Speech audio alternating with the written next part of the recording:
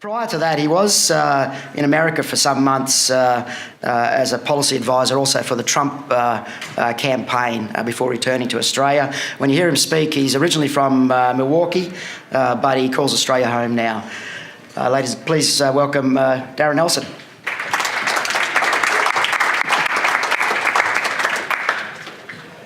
Thank you. Today I'm going to talk about the cost of living. I understand these presentations will be available at a later stage, so there's a lot of extra information there, so I'll try to skim over a lot of this so we can stick to the time. Was it 12 minutes or 15, something? So as per the quote up there, that pretty much sums up, I guess, the view of me and in this presentation. Just to sort of paraphrase, the drivers of the high and rising cost of living in Australia, or actually anywhere to be honest, is really the plethora of government interventions that not only increasingly skew the balance of freedom versus control away from freedom, but also necessarily raise costs and prices and thus reduce growth and jobs. Key amongst these drivers are tax, regulation, and money. And some of these other speakers will touch on some of these topics over the course of this hour. And key amongst the negative impacts are, particularly on energy, housing, and labor, sort of wages, that sort of thing. So this is an outline of my discussion. I'm kind of going to just step back, for those who kind of wonder at times, like, well, why do we care so much about reducing taxes or regulation, et cetera?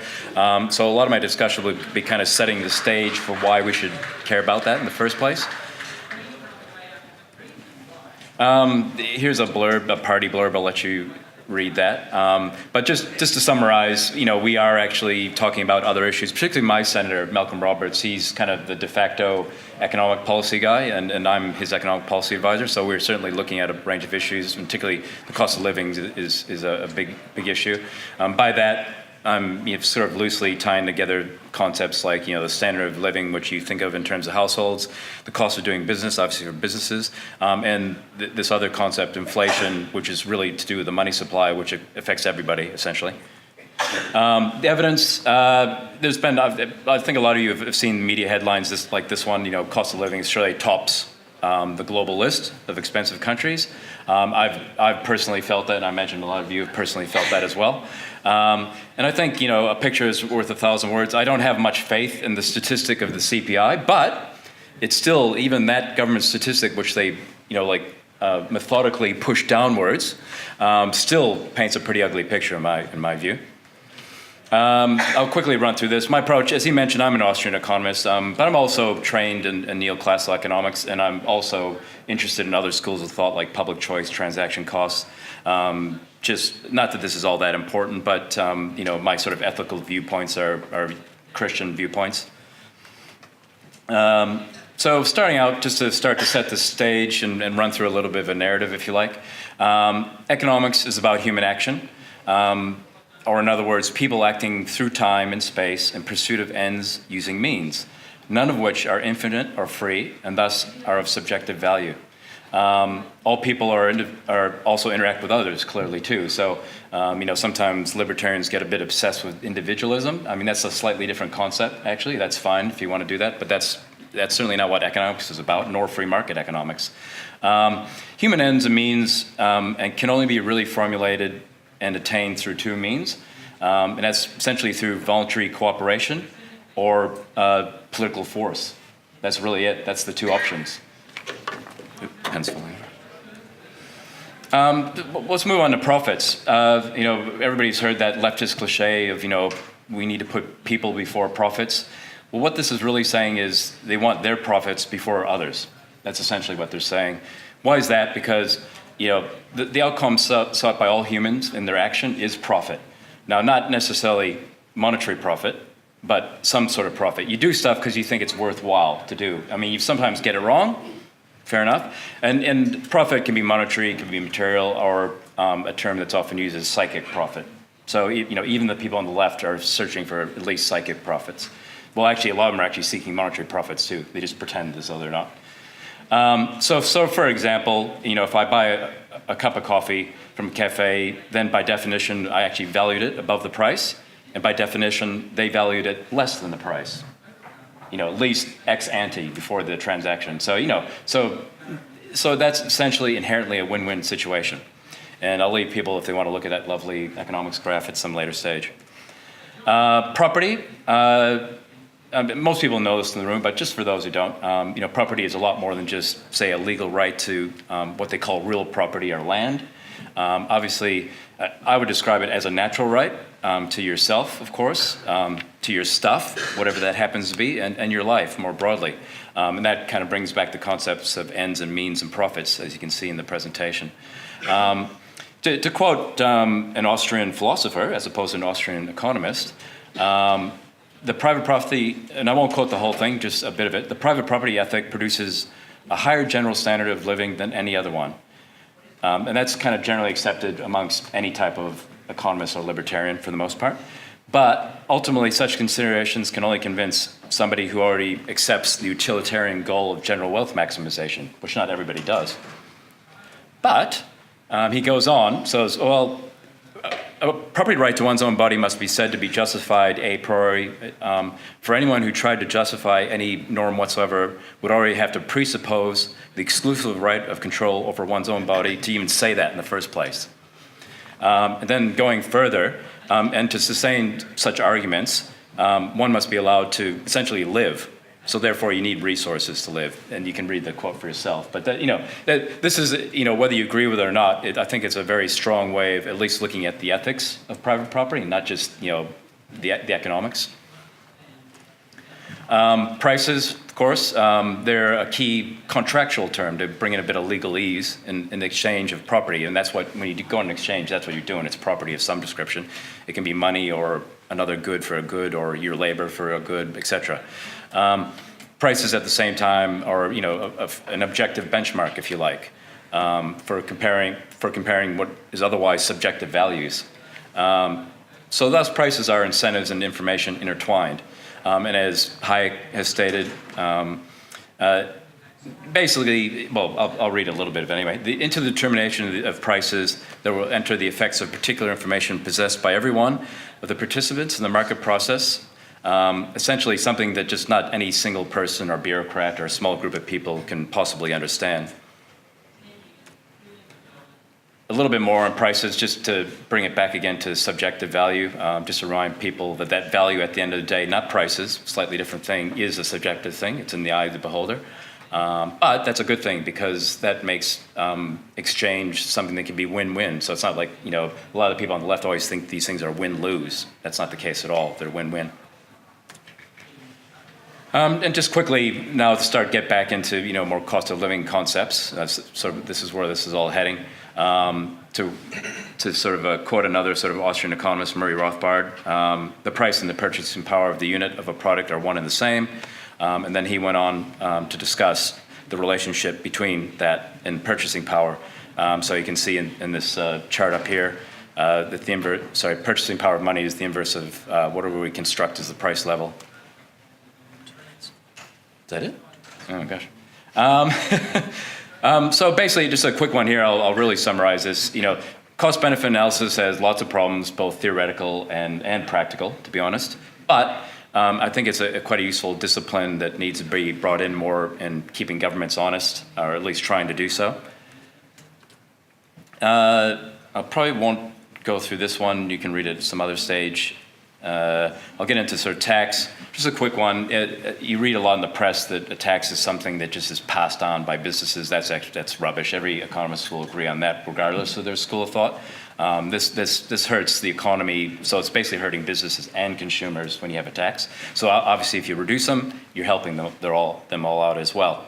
And another important point by Rothbard is there are classes really, not in the Marxian sense, but there are really the classes of net taxpayers and net tax consumers. And this process creates a lot of these net tax consumers. And I'd also just like to quickly mention, for a lot of people go, if you reduce taxes, you'll hurt the debt. Everybody's at least heard of the Laffer curve. So, he's not the first one to come up with this concept that no, you can actually, at least maybe not right away, but certainly shortly thereafter, you can actually get more of the tax revenue. That's not the most important bit, but you can actually get in more tax revenue with lower taxes. Regulation, it's a very hard topic. Usually people focus on the really easy to measure tangible burdens, but I mean, there's no exact number, but it's roughly kind of, you're really talking 10%. It's the tip of the iceberg. The real stuff is the stuff you don't see easily, all the intangible stuff that really just lowers innovation and growth in the economy, and particularly all those unintended consequences. And a typical response by government to unintended consequences is price control. And they've been doing that for 4,000 years and failing for 4,000 years. I'll go on to money, just a quick one. Even sort of Milton Friedman, Chicago economist, always recognized that inflation is a money phenomenon. It's not all these other things that you hear in the news. And even the leftist Keynes warned about its process, which essentially is it's income transfer, it's redistribution. And I just want to highlight that. We all know how the Fed's announced that they've been doing quantitative easing for a while. I'm not sure if they stopped, but anyway, the point is the Reserve Bank has been doing something very similar for much longer and has never said a word about it. So the Senator and I are going to have started the process of holding the Reserve Bank to account, because this is absolute garbage. They basically act as though they're above the law. And just a quick one, you can read at a later stage. Rothbard sets out quite nicely how, the money supply basically leads to higher prices, i.e. a higher cost of living. So the solution, all policies, for the most part, they either reduce or remove market interventions, or they do the opposite. And this has pretty much been a race throughout humanity, to be honest. And I think to do that, and this is sort of getting back to what people have said throughout this conference, obviously we've always focused on trying to win minds, which is good. We also need to win the hearts, of course, I think through things like ethics, not just economic arguments. Sadly, and I'm just throwing these on the table, we might have to win their wallets, because we haven't been winning the fight very much. So maybe like with taxi, you really have to just buy them out, sort of thing, just to get them out of the way. Threaten things maybe more dramatic, like secession, or obviously the digital age allows for a lot of bypassing. And just a quick one before I finish up. The Senator and I are hoping to hold a policy summit on the cost of living on 23 June in Parliament House, and just be on the lookout for that. We'd love to see people attend.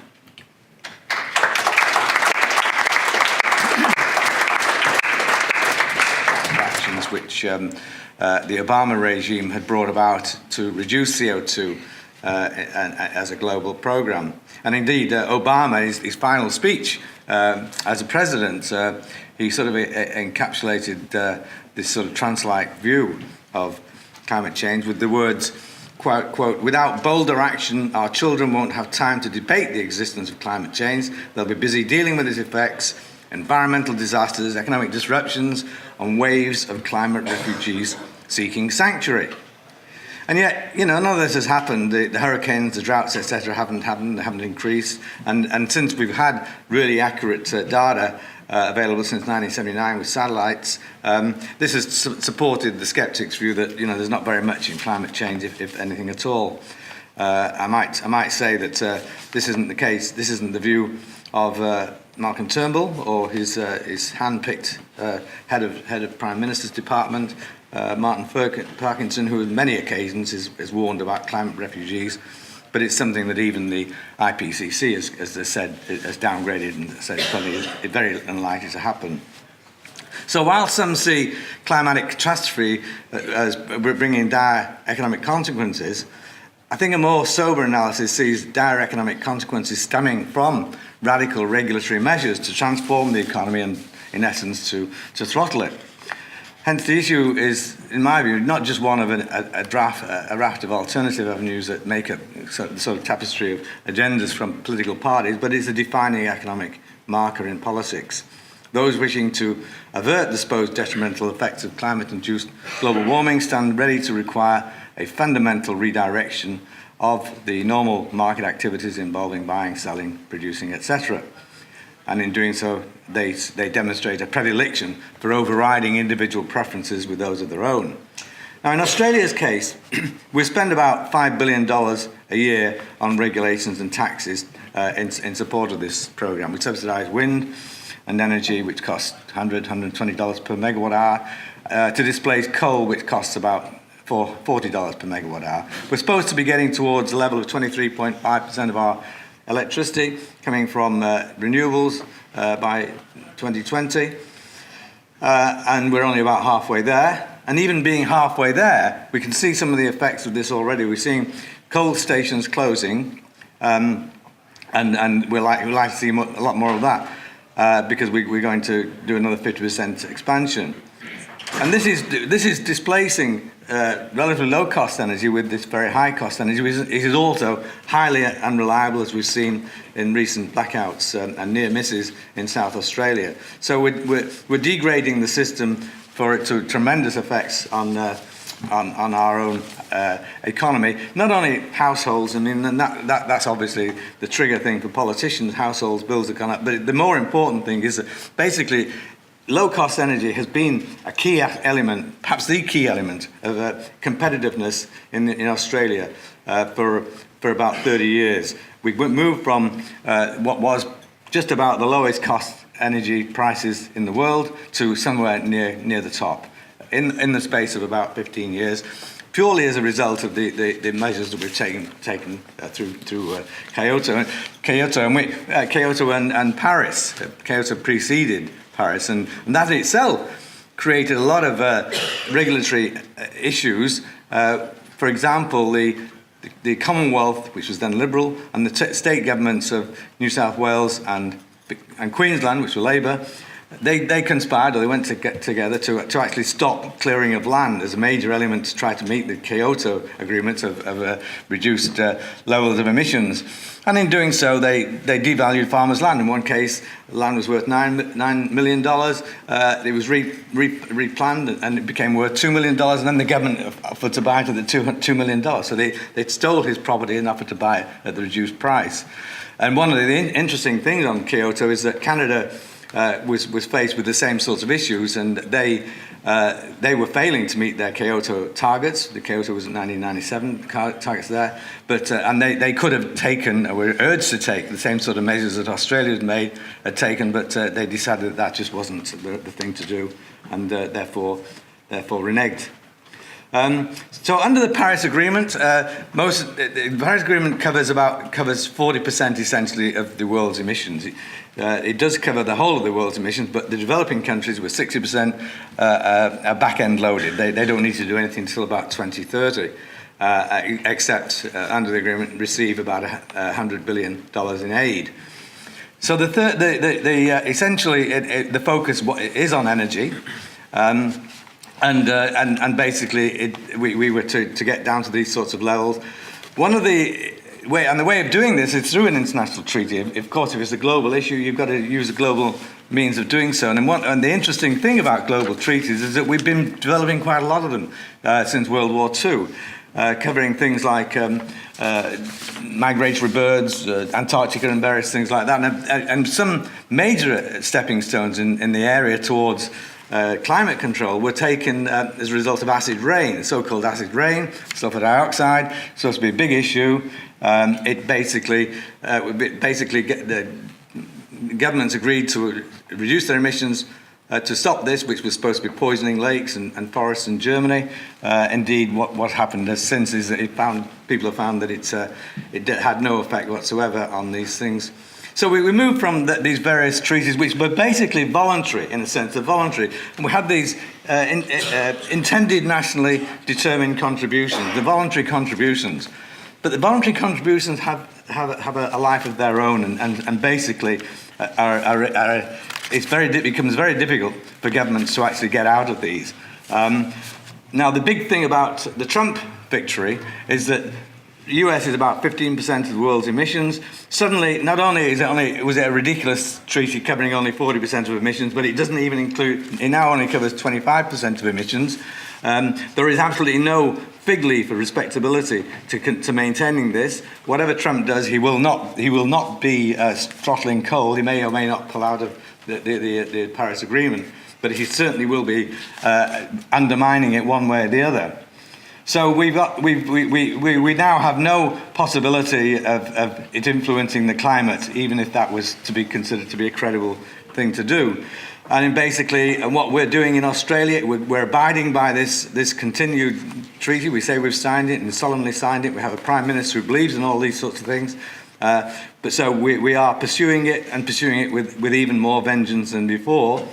But really, there is absolutely no possible reason that it can make any difference to the world. But it will and is denuding us in terms of a credible, competitive industry policy, and costing a lot of money for no purpose other than some people's ideological view that this will have an effect, and somehow or other Australia, in making a lead like this, will have the rest of the world following, and we'll go to a low carbon emission type economy. But it's costing us a lot of money, and it's something we really need to move out of pretty quickly, because we are seeing almost daily a reduction in the industrial potential of Australia, with first of all it's seeing the closure of aluminium smelters, which were once considered the jewels of our industrial crown, but more and more in smelting, and more in the higher energy utilising industries, and it does lead to an impoverisation or a very serious reduction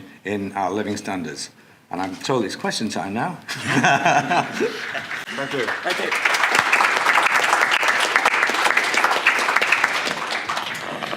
Thanks, Alan. Our next speaker is Andrew Reynolds.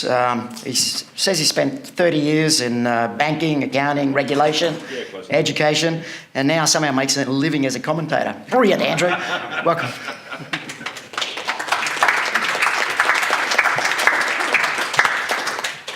I would like to be making a living as a commentator. It's I do mostly consulting work now. Is that? You'll note also that I'm wearing a pink shirt. That's because I'm an accountant and I'm trying to keep you all awake. Pinko! Absolutely. I've been called much worse in my life. When Tim asked me to do this discussion piece, I was initially uncertain about which specific area to talk. I said money and banking almost without thinking, and then I had several misgivings, as the topic seemed to be done to death in the forums. For those of you who have the misfortune to read me on Facebook, or have gone through the 3,000 plus comment threads that we used to have on Catalaxy files when Graham Bird was arguing about monetary policy and with banking, you'd know what I was talking about. I have been arguing about these points, as I said, literally online for years, and the discussion always seems to end up being pretty circular. So I thought I'd at least bring a couple of points to the table for you guys to think about. At least everyone's welcome to my opinion. When talking with economists, the usual discussion about what money is heads off in one of several ways. It's usually treated as unimportant and brushed off with comments that it's either something that fulfills the three functions, medium of exchange, store of value, and as a unit account, or most frequently from econometricians, monetarists, or the Rothbardians, it's certainly one of the monetary aggregates, typically M3. The accountants, and this is going to be fun, there's oddly very few of us on the forums. Perhaps we've got better things to do, or just even bigger introverts than the economists. We'll normally point to the accounting standards and say that, and here I'm going to give you an example of the language of the standards. Welcome to my world. Money is cash or cash equivalents, being cash on hand, demand deposits, and short-term, highly liquid investments that are readily convertible to known amounts of cash and which are subject to an insignificant risk of change in value. This is AASB 107, paragraph 6. Sorry if that was a bit much, but I'll redeem us accountants shortly. Lawyers will normally point to the legal tender laws and say that, under the Reserve Bank 1959, notes are money good for any value, and that, under the Currency Act 1965, coins are usable up to certain values, with the $2 gold, or at least $2 gold coloured coins, being money up to $20. People not in one of these professions will normally say something about notes and coins and perhaps bank deposits. All of these definitions, except perhaps the first, would tend to point to there being an easy way to calculate a single value or stock of money for the economy. The first definition, though, would seem to be useless for any form of calculation, as it doesn't allow any real precision. It could be anything at all, as long as it functions that way. Money, as most textbooks will tell you, has been around for a long time. In promotion of my profession, I would point out that the very first things recorded in writing, those in ancient Sumeria, were accounting records. Writing did not start with the need to record lofty ideals, to recite great poetry, or even to communicate laws. Sorry guys, it started to solve informational issues around the value of crops, the transactions needed to buy and sell livestock, and to organise mining ventures. Coming from WA, I particularly like the last of those. The point is, as Hayek might have put it, that these are all solutions to informational issues. The easiest way to keep track of things to accountants is to reduce them to numbers and then add the numbers up. Using a token to represent those numbers is a logical extension of this. And if it were a physical token, even better, as they can be easily traded and can be the standard against which everything else can be measured. And being an accountant again, I love standards. Once that token becomes a standard within an area, you've got the advent of money. In much of the Middle East, gold, silver or copper became the standard, and so we get the colours of the modern Australian coins, at least until inflation destroyed the value of the copper coins, and our friend Mr. Keating decided to get rid of them years ago. So far, so simple and not controversial. What then is money? My answer, as much as it pains me after long study, is I don't know. I'd also add that anyone else that tells you they do know is, I think, wrong. The lawyers are right to an extent, as the law can force us to accept notes and coins, but this definition omits many of the other things that we frequently use as money, such as in this area of EFT, the contents of our bank accounts. Given the proliferation of accounts, though, which ones? Term deposits can be withdrawn at a moment's notice. Credit cards have large spending limits. Bank deposits with other banks, on the other hand, can be left for years without being touched. Which of these do we include or exclude from money? I'd say, for example, that you look at M3, which is the usual one that you hear about. What is and is not just either side of the line of M3? Trying to say that something is money and this other thing is not leads to the errors of the Keynesians, the monetarists, and yes, the Rothbardians, all of whom believe that the solution to economic problems lies in mucking about with the money supply, with the only real difference being what each wants to do with it. The Rothbardians want to set it in stone, the monetarists want to increase it gradually, and the Keynesians, or at least their modern descendants, shouting, "Turn on the printing presses" at the first sign of trouble. All are wrong. Mostly this is because you miss the difference between cash flows and the stock of cash. Part of the problem, and this is addressed to the economists in the room, is that you misunderstand the nature of accounting information.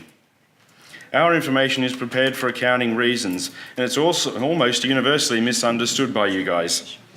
Please, take a few units in accounting and read the standards before you use the information. It might help a little. End of sidebar. Where to then? I want to avoid here being the what I would consider the errors of, well, one of the errors of Marx is that he was a great critic but wrote terrible prescriptions.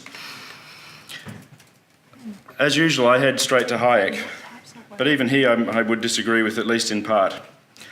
Hayek, in his denationalisation of money, the argument refined, which is a better one than the previous denationalisation of money, argued that to denationalise money, i.e. to remove the legal tender laws, eliminate central banks, I prefer to say government monopoly central banks, why I'll get to momentarily, and to let citizens decide for themselves what they wish to use for transactions would end up with a limited number of competing currencies. This, however, ignores the size of the government in any modern economy. As we are talking about reform, I'd like to get on to what I think is an actual realistic, or at least moderately realistic, way forward. While it might be tempting just to wish the government away, yes please, it ain't going to happen anytime soon. So what should our reform agenda be? What I'd say first is that it can't be by introducing any more regulations, please. The banking system is already massively over-regulated. Having worked in the area for as long as I have, the number of regulations is strangling the system. It's led to the current Big Four system being what it is. The more the regulations, the more concentrated and centralised the banking system will get. Secondly, and I've heard this several times over the weekend, not least from one of my fellow panellists. Sorry to do this to you. Secondly, there are many calls to audit the RBA, echoing those of audit the Fed in the US. This is fundamentally misconceived. The RBA is already audited and its performance reviewed ad nauseum. And believe me, sickening is a way of putting it. A purist and correct answer would be to end the RBA, disband APRA and repeal the Banking Act, the Currency Act and many others. Sorry guys. This, however, suffers from two fatal flaws. Banking... I'm talking realistically here, sorry. Banking is an international business, and access to the international banking system is largely contingent on accepting the Basel Accords as issued by the Bank of International Settlements. Without access to the BIS, international capital flows would become generally much more difficult. A second problem is that this would prove enormously unpopular. Any attempt to deregulate banks would be met by an entirely predictable howl from the media and the commentariat, many of whom have made a comfortable living out of using the word bank as a byword for ruthless capitalism. In the short term, I think these two are going to stop any worthwhile reform. The way forward has to be first to make the point over and over again that the banks are actually the most regulated legal businesses in Australia, and that this has created the current situation. Longer term, I believe the intermediate step is a simple but counterintuitive one. Instead of creating less regulators, make more of them. Create what amounts to competition in bank regulation.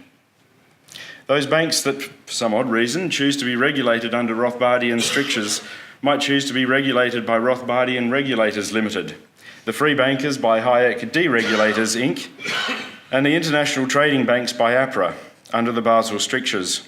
Longer term, these regulators could then form the centre of the private central banks. I've only got another 30 seconds, so I'll continue. Issuing their own currencies or agreeing on a single standard currency, whatever that may be.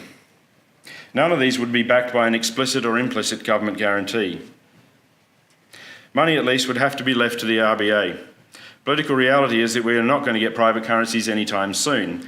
Longer term, the Aussie dollar could be linked to, but not necessarily backed by, a commodity or commodities to reduce the capacity of governments to control it. To sum up, money is really a form of information, as Hayek contended, but what is or is not, I would argue, is neither relevant nor knowable.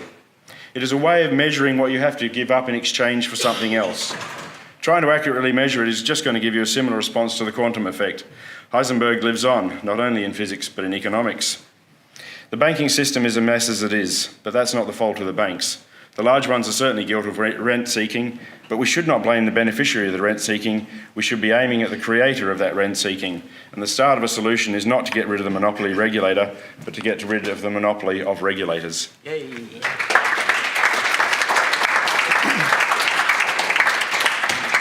Thank you, Andrew. Our last speaker is a Director of Policy from the IPA. I'd suggest, if not the leading think tank, certainly one of the top two in Australia here. Simon Breheny has been widely published. No doubt all of you have read some of his work. He appears regularly on television. He's been on Q&A. He's a brave man. 7:30 Report, Late Line. The camera loves him, so do we. Welcome, Simon.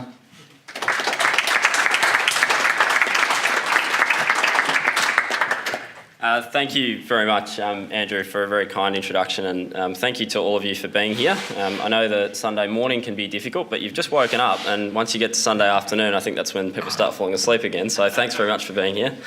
As Andrew said, my name's Simon and I'm from the IPA, and Darcy Allen and Chris Berg and Sinclair Davidson and Jason Potts and others who have been here over the course of this weekend from the IPA, I'm sure have all already reminded you, but just in case you haven't heard from one of my 5 or 6 colleagues who are here, I encourage you, if you're not already a member of the Institute of Public Affairs, to go and join online right now. You can do it on your phone, join.ipa.org.au, and support the great work that my colleagues and I do.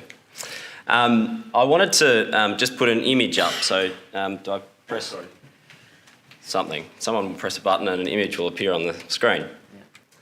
And there's a bit of a story that I want to tell about this image. So This is my mum, and this is me at Christmas time at the end of last year, and that's me in a bit of a silly elf hat. I love Christmas more than anything, and at the end of last year, we were coming up to the time when our office closes over Christmas, and I love Christmas a little bit more than some of my colleagues. I was playing some Christmas carols in my office, and one of them put his head around the corner and said, "Are you going to be playing that all day?" And I had to explain to him, no, I'll just play it until 9 a.m. and then I can turn that off for you. The reason I'm putting Mum up here on the screen, I'll come to in a minute, but my mum's one of the most intelligent and passionate women that I have ever met. She's deeply passionate about, in particular, ancient history, and the first trip that I took overseas as a 2-year-old was to Greece and Egypt because she's fascinated by the Greek and Egyptian civilisations. She's someone who's contributed probably more than anyone else who I've ever met in my life to the ideas that I currently hold. And she's dealt with a number of very serious challenges in her life, including being diagnosed with a very serious physical illness late last year and a series of mental health challenges throughout the course of her life, including a personality disorder. And I think she's a wonderful woman, not only for all that she's been able to achieve in raising myself. I think she's done an okay job there, and my 3 siblings, Martin, Gabrielle and Beric. But my mum is one of the 749,500 Australians who are currently unemployed, and she's been unemployed for many years now. She has tried to find work and she hasn't been able to find it. And she currently lives on a New Start allowance, which is $535.60 a fortnight. And Senator David Leyonhjelm wrote a terrific piece in the Australian Financial Review on the 21st of April this year, and he talked about the fact that New Start allowance works out to be $7 and just under 5 cents an hour if we work that out, divide it among a 38-hour working week. If someone, as Senator Leyonhjelm explained, offered my mum and the other 700,000 Australians who are currently unemployed a job for twice that per hour, $14.10 an hour, that's unlawful. And it's unlawful because of industrial relations barriers to entry that were put in place over many, many years. And of course, in that case, I'm talking about the minimum wage, which is in Australia at the moment $17.70 an hour. So despite the fact that my mum and the thousands of Australians out there would be seriously benefited by having work, which gives them a whole range of benefits, not just the financial benefits, that's currently unlawful in Australia. I think it was terrific how Senator Leyonhjelm explained how the minimum wage, which is an awful example of red tape, which costs the Australian economy $176 billion in economic output foregone every single year. But I think that what he raised there was the core argument behind why we are in favour of changes to the industrial relations system. And the core argument that I want to leave you with today is that unemployment shouldn't merely be seen as an economic issue. Of course it is, and we're here today to talk about economic reform. But I think that the reason why it's so difficult for us to win this argument is because we've failed to see this for what it should be seen as, and that is a very serious moral challenge. Some of the great spiritual and religious scholars over many, many centuries have linked labour to human dignity. The Hindu guru Basavana used poetry in the 12th century to promote his teaching that permanent personal improvement, including through voluntary labour as opposed to slave labour, which back then was quite prevalent, is important to lead a liberated and righteous life. Much more recently, Pope John Paul II, back when Catholic popes weren't communists, issued an encyclical in September 1981 called Laborem Exercens, where he talked about the fact that work is a fundamental dimension of human existence on earth. And he talked about the fact that human redemption was tied up in work and the dignity of work. And the argument that I want to make today is that the dignity of work and the moral challenge that we face in replacing our current price-fixing, wage-fixing arrangements under the current industrial relations regime is a modern secular as well as spiritual moral argument. And I think that should be at the core of the changes that we want to propose. And the reason for that, I think, is quite obvious. I think that if you start working, you become plugged into social networks that you wouldn't otherwise have access to. It gives you meaning and purpose and community and a sense of belonging. And expanding those opportunities and creating jobs, I think, is the great moral challenge that we face. At the heart of all of this, of course, is our ideas of compassion and kindness and a concern for the most vulnerable in our community. And I think that in selling the policies that we know to be right, in using those arguments, will be far more successful. And I think the reasons why this happens, you can see in the context of the penalty rates decision that was made earlier this year. On the 23rd of February this year, the Fair Work Commission handed down its penalty rates decision, which slightly modified downwards some of the Sunday penalty rates. 4 modern awards were affected out of more than 120 modern awards. But we saw the outrage that came from that.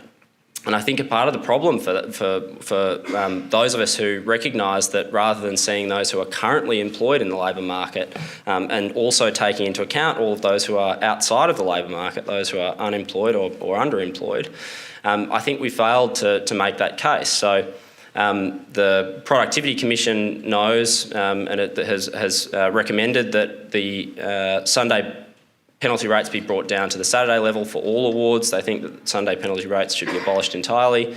There are lots of great economic arguments why. I'm sure there are other members of the panel that could put forward the numbers as to how many people would be helped. We wrote a report back in 2014 which talked about the fact that the 2013 increase in the minimum wage had led to more than 87,000 jobs being lost in the Australian economy.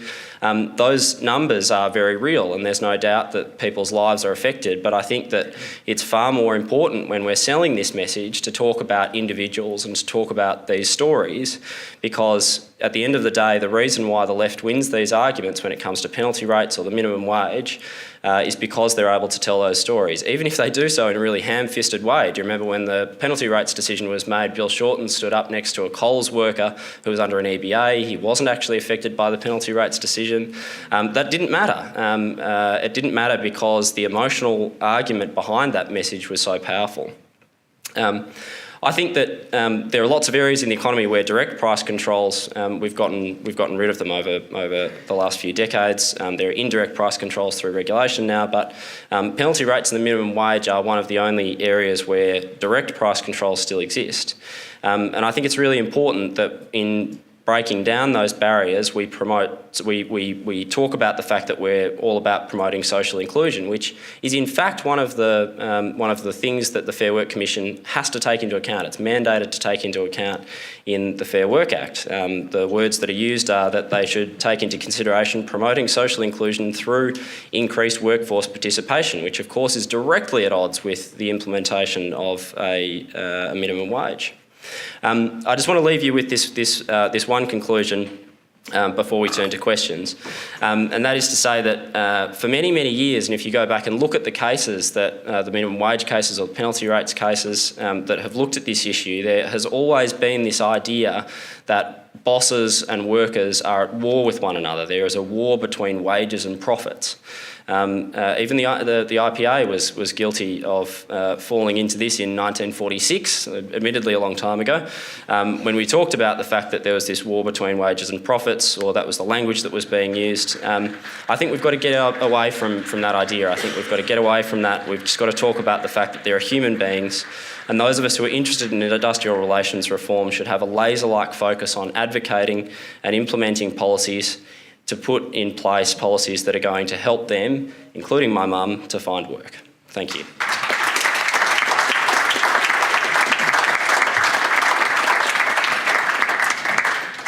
Thank you, Simon. We'll take questions through the app, so if you've got a question, please submit it now in the comments section.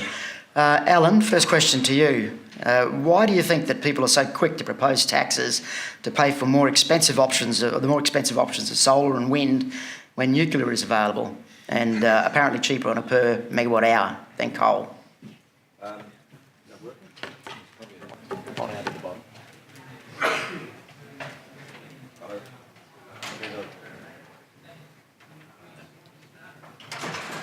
How many economists does it take? I'm an accountant. Here, I got one that's working. I'm an economist, so it takes one, I guess. Yeah, I mean, the thing about nuclear is nuclear is relatively expensive, at least for Australia. It's probably about 50% more expensive than coal. But of course, it's been demonised in a different sense from coal and fossil fuels, and indeed it's not counted even. It's not counted even in terms of contributions towards reducing emissions. It's that, it does not count as part of the means of reducing emissions and by different energy forms. Neither actually does major hydro. So it's kind of it's just a political correctness issue. There's only one form of energy which is designated as acceptable to those who are wanting to control our economies, and that is wind and its sister solar, and maybe some other aspects of biofuels, etc. Okay. I have a question here from Michael Loft. How much can I sell my child for? I think you're in the wrong session. Darren, what's your... do you support One Nation's protectionist economic policies? And if so, why? I'd have to say, stop drinking the mainstream Kool-Aid, basically. We actually don't really have a set position on trade just yet. So I would at least jump off from the Trump line to point out as an economist and also as someone who worked for Trump that the so-called free trade agreements are not free trade agreements. They haven't had those since maybe the 19th century or the very beginning of the 20th century. So I think it's actually a good service that Trump's doing. I don't really know what he really stands for in terms of free trade versus protection. But I think it's justifiable to revisit all these agreements and stop things like the TPP, because they're just basically a bunch of agreements where, my mates get this and your mates get this and pretty much everybody else gets screwed. So, but I'm definitely, I personally, as an economist, in favor of free trade, but I think I'd like to see some actual free trade agreements. A question probably to the panel more generally. Can you just give us your succinct points for libertarians as takeaways from your talks? What are the one or two takeaways that you want our attendees to take from your speeches? I got an idea, but just a quick one. It's working. I apologize.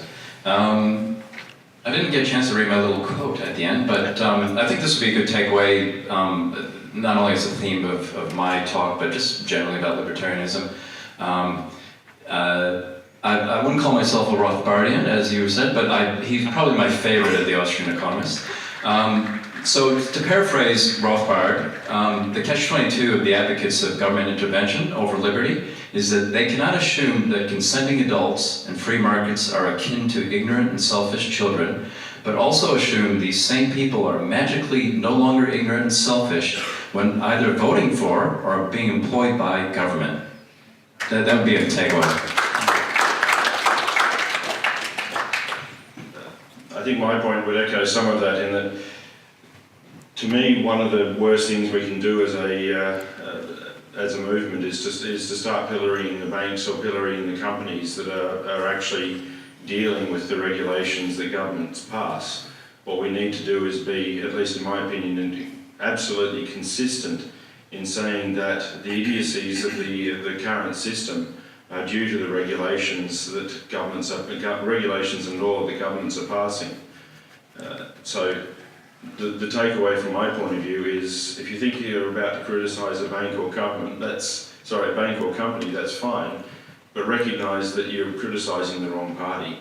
They are trying to do their best within a rather insane set of rules and regulations. So point it at the government, please, rather than at the companies.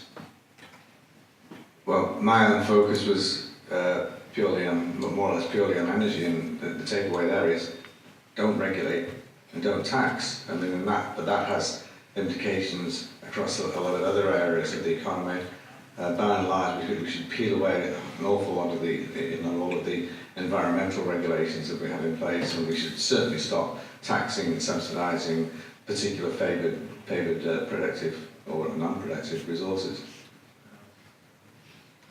The first argument for any economic reform, but particularly industrial relations, should be our concern for the poor and the least well-off. I think that should be our first argument, and that's not to discount that there are arguments the perspective of productivity or competitiveness that might be convincing to some people, but I think that should always be the first port of call for us when we're selling a message on economic reform. Thanks. One last question. It's directed at Darren, but I suggest that the other panellists might like to comment on this as well. What role should, it's from Nicholas Todd, what role should the central bank take in the economy, and should it target inflation? Is this before or after we get rid of it?